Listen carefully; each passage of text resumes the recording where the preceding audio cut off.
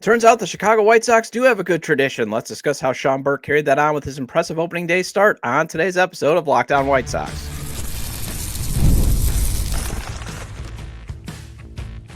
You are Locked On White Sox, your daily Chicago White Sox podcast. Part of the Locked On Podcast Network, your team every day.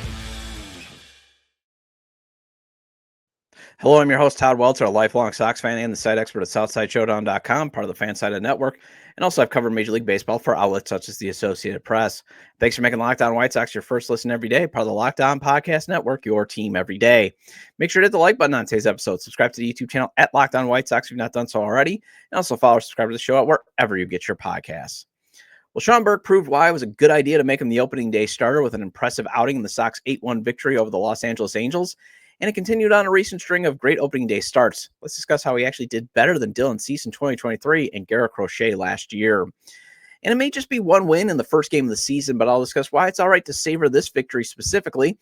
And while it can't all be sunshine and rainbows, let's discuss how the Sox officially lost the Jake Burger trade and how the Dominic Fletcher trade was also a bad one in the final segment.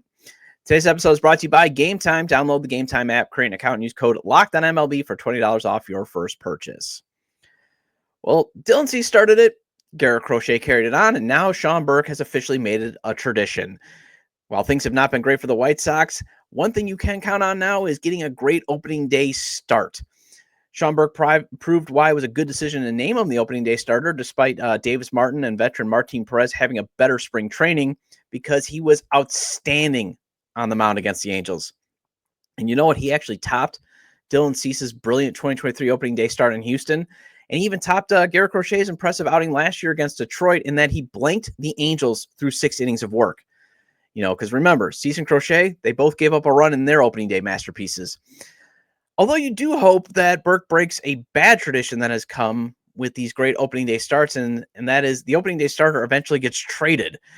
But once again, you can tell Burke has the pitching stuff to be an ace and the mental makeup to be a dude. You know, he starts off the game, gives up a leadoff double to Taylor Ward.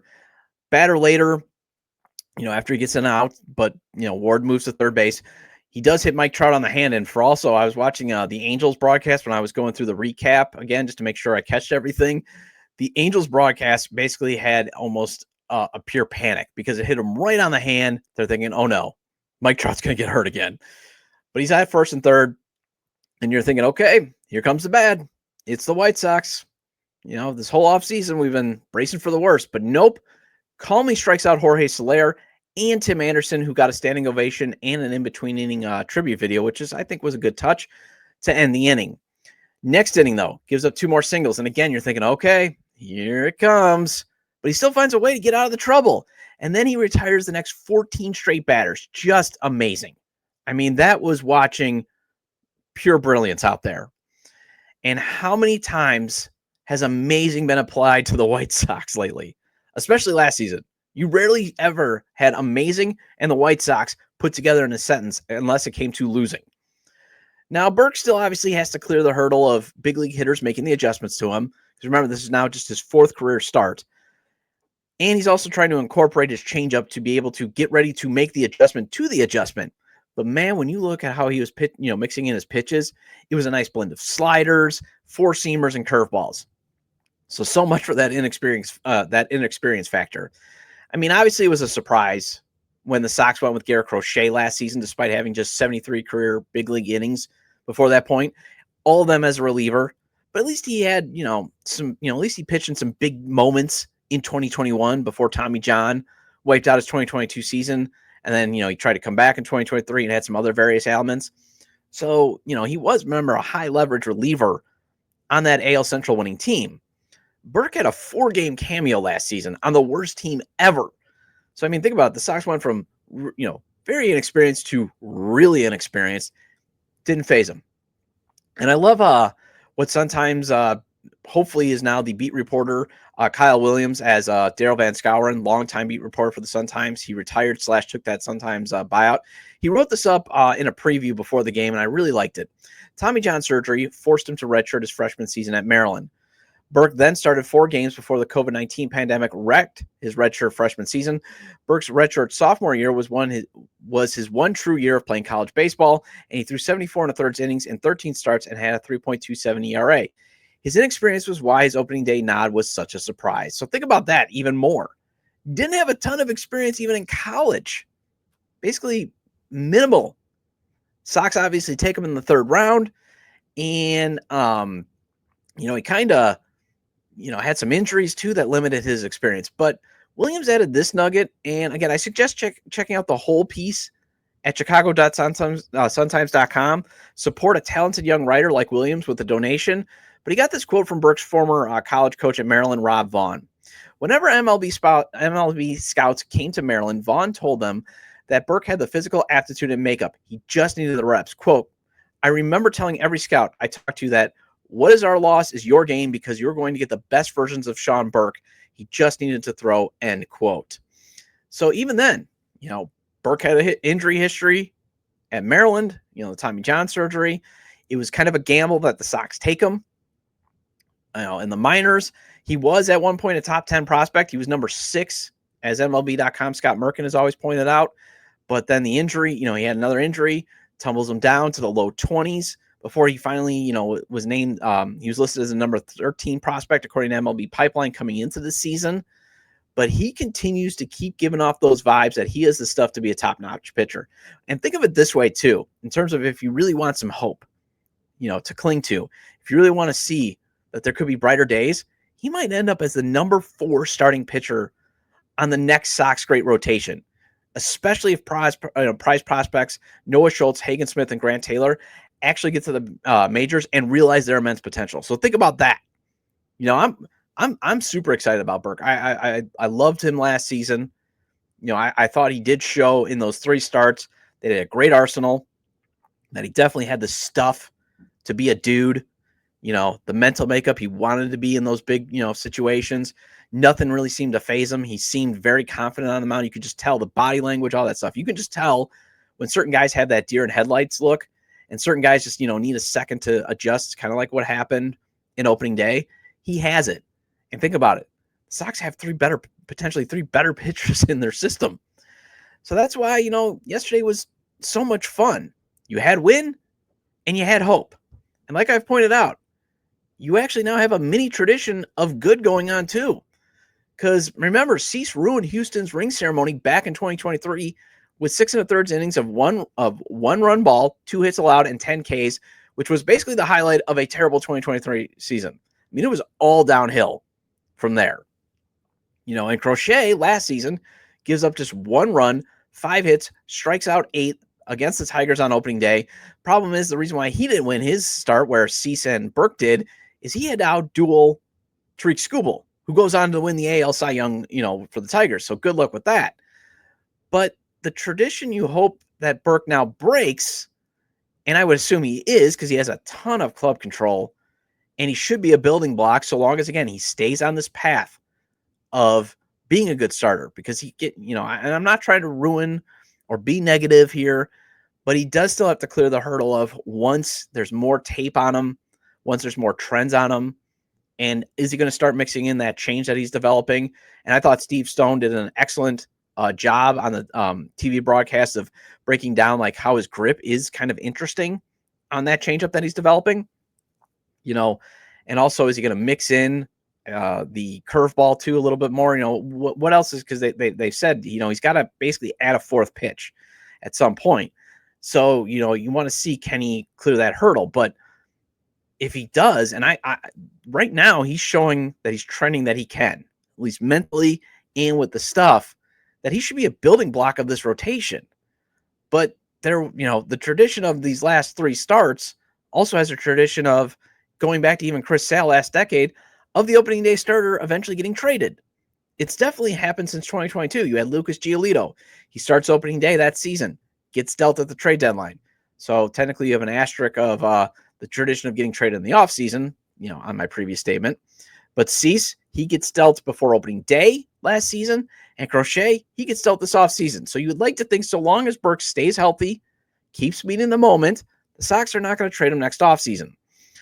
But quite frankly, why Why would they do that anyway? I doubt it because, again, he's still not even ARB eligible for years.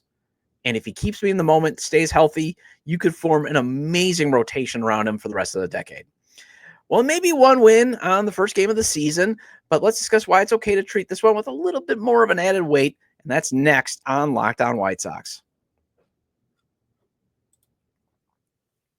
There's nothing better than catching an MLB game live, the crack of the bat, the roar of the crowd, the smell of the ballpark food.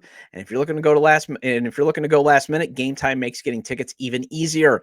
With last minute deals all in pricing and the lowest price guarantee, Game Time takes the stress out of buying MLB tickets. Plus, ticket prices drop as the game time gets closer, meaning you can score an incredible deal. Game Time is the official ticketing partner of Locked On. And as the White Sox weekend games are coming up, you and I can count on them to help you grab tickets that meet your needs.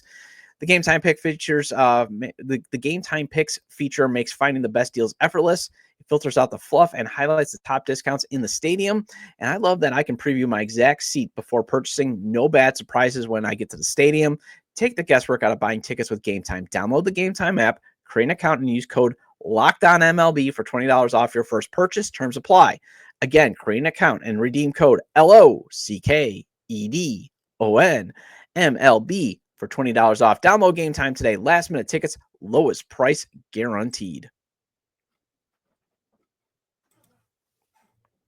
Welcome back to Locked On White Sox. I'm your host, Todd Welter. Make sure to hit the like button on today's episode and subscribe to the YouTube channel at Locked On White Sox if you've not done so already. And if you can't catch the show on YouTube, Locked On White Sox is available on all major podcast platforms. So make sure to follow or subscribe on places such as Apple or Spotify. Either way, get your 30-minute fix of Chicago White Sox baseball venting with me. Well, think about it this way. The White Sox crushed the Los Angeles Angels yesterday. And yes, I am using the word crushed and the Sox beating a team together. You rarely got to say that last year. I think basically once. That was against the Yankees in, I believe, August when I was in Disney World. So I didn't even get to do an episode. So I couldn't use crushed, White Sox win together. I got to say crushed, White Sox lost a lot. We all did. But think about it. The beating was so bad. The beating that the Sox laid down on the Angels was so bad, they had to use former Sox second baseman on last year's team, Nicky Lopez, as a pitcher. He ended up pitching the 8th inning. Or was it the 9th? Either way, it was so bad. Yeah, he came in, I think, at the 8th. But he came in. That's how bad the beatdown was. They had to use a position player. I don't think that ever happened last year. Oh, and the Sox, they're over 500 for the first time since March 30th, 2023. The day Dylan Cease threw that amazing opening day start against the Houston Astros. So yes, it may be 1-0, but nearly 2 years have passed since the Sox even could say they had a winning record. I mean, we've had presidential administrations pass during that. It has been forever since 500, over 500 could be applied to the White Sox. So that's why you can savor this one just a bit more because you and I were still bracing for the worst.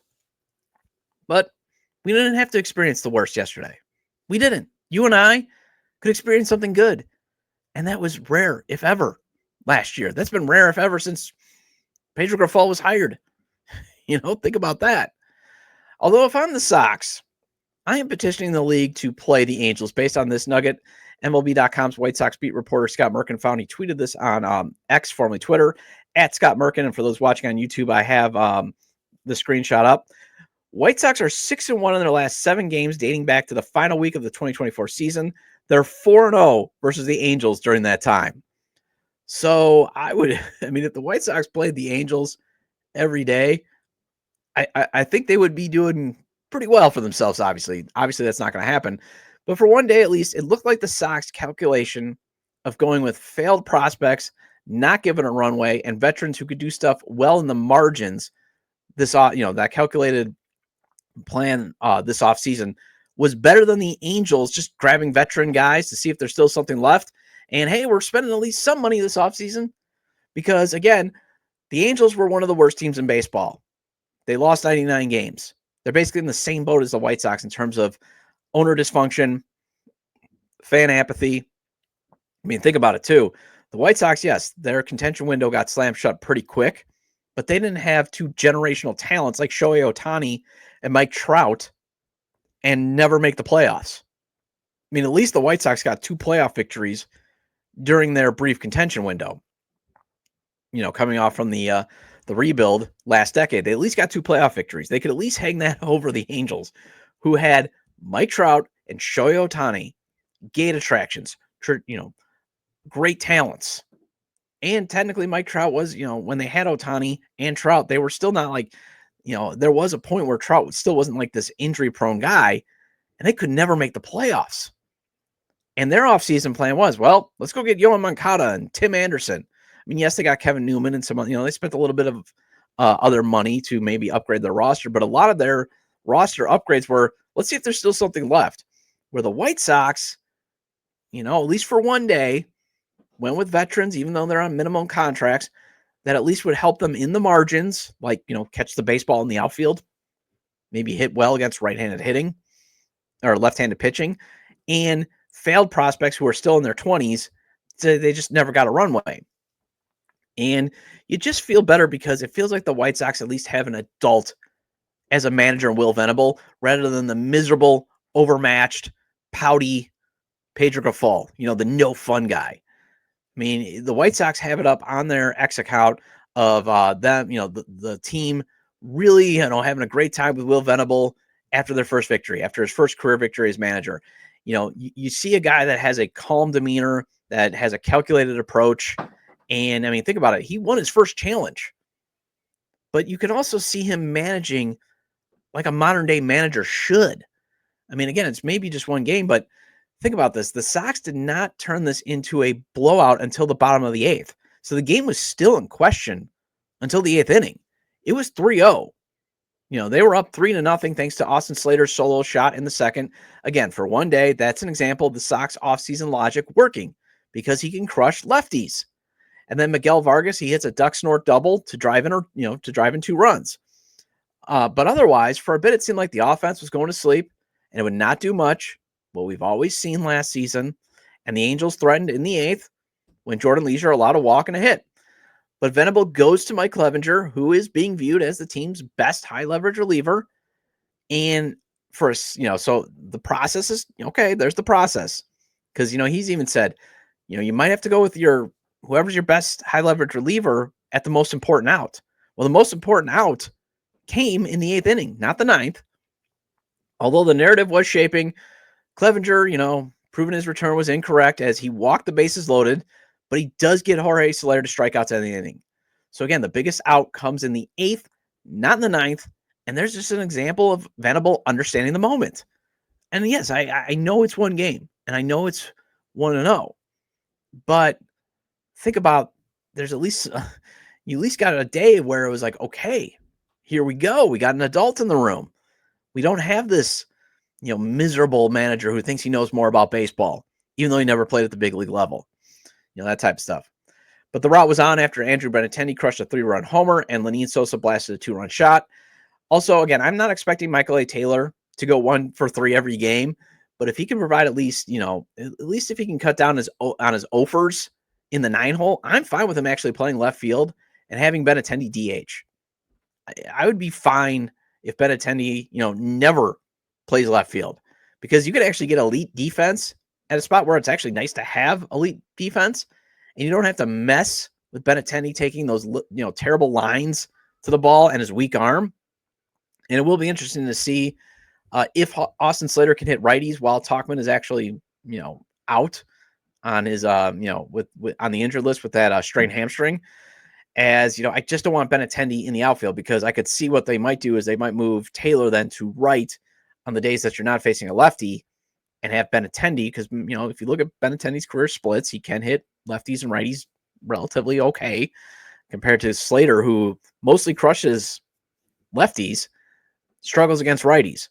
So I will be interested to see it, but I prefer, again, another instance of you saw something pretty good with Benintendi at DH. And again, it was just for a day. I understand that.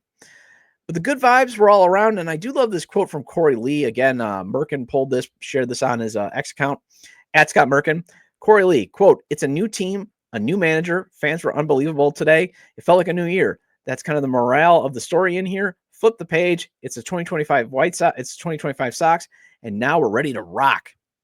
I mean, so while, yes, you and I should still brace for the worst, you like that the clubhouse has a refreshed feeling. You like that it has this feeling of, hey, we're ready to rock. We're ready to take on the baseball world. We're ready to shock the world. And remember, you and I, we can be realistic. You and I, we can be sarcastic. You and I, we can be apathetic. We can be, we can have all these sorts of range of emotions when it comes to the White Sox. But the clubhouse, they should believe in themselves. They should believe they can compete. There's nothing wrong with that. There's nothing wrong with the clubhouse thinking that. You and I, we could be like, okay, Corey, that's fine. Or you can be like, hey, let's go. There's nothing wrong with any of this right now. Because at the end of the day, you want fun bad, not historically awful bad. And heck, it would be nice to be pleasantly surprised. Okay. You want that range at least. Fun bad would be nice. And there was a brief moment of fun bad in 2024, before that 39 brutal game stretch of schedule. But you would like at least fun bad, and you would also like, again, when these prospects come up to, point the arrow up. So that's why for one day, take it in, have some fun, pound your chest. Because remember, it's been 2 years since over 500 has been associated with this franchise. Although, it can't always be sunshine and rainbows with this organization. So let's discuss how 2 moves the organization made to get down to their initial 26-man roster signaled them officially making terrible trades. And that's next on Locked On White Sox. Baseball season is in full swing, and there's no better way to get on the action than with PrizePicks, the best place for daily fantasy sports.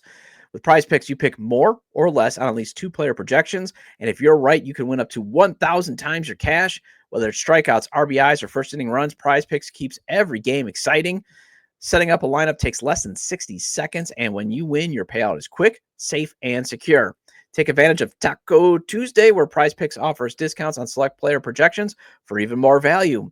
Download the app today and use the code LOCKEDONMLB to get $50 instantly after you play your first $5 lineup. That's code LOCKEDONMLB for $50 instantly after you play your first $5 lineup. Again, LOCKEDONMLB for $50 instantly after you play your first $5 lineup. PrizePicks, run your game. Welcome back to Locked On White Sox. I'm your host, Todd Welter. Again, shout out to all the everydayers. I appreciate your loyalty. Please hit the like button on today's episode. Recommend to your fellow Sox fans or baseball fans, friends, to subscribe to the YouTube channel at Locked On White Sox, wherever they get their podcasts, as this show is available on all major podcast platforms. Okay, so the White Sox have officially lost the Jake Burger trade. It was obviously trending toward a loss after Jake Eder tumbled out of the team's top 30 prospect list after a very inconsistent 2024 season. Doesn't even come close to making the 2025 team. But now it's officially a defeat after the team designated him for assignment as part of the team finalizing the opening day roster. And also, it was bad process on how the Sox got Dominic Fletcher last offseason. And it continued to be a bad trade, too, as he, too, was designated for assignment. So to get to getting Mike Clevenger, Nick Maytown, and Travis Jankowski all on the 40-man roster, let alone the 26-man roster, 2 players had to go, and it was Eder and Fletcher who were offered as sacrifice. Got the press release tweet up that the White Sox put out for those watching on YouTube before the game. So they put Brian Ramos on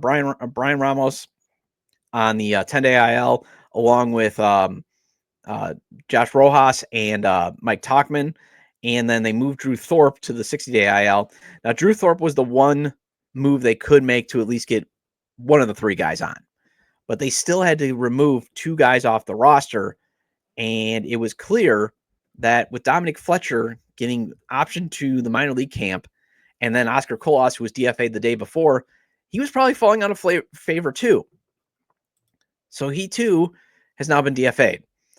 But man, does Kenny Williams' final trade before he was fired just look awful. And I love how Ryan McGuffey of the Recap podcast pointed this out. This is at Ryan McGuffey. He tweeted this out. Among hashtag White Sox 10 roster moves, Jake Eder DFA'd, an official nail in the coffin of an awful trade executed by Kenny Williams, sending Jake Burger to the hashtag Marlins. One of 2 teams KW had authority to go above Rick to make moves. Maybe Eder clears waivers, but still. So that's the other thing.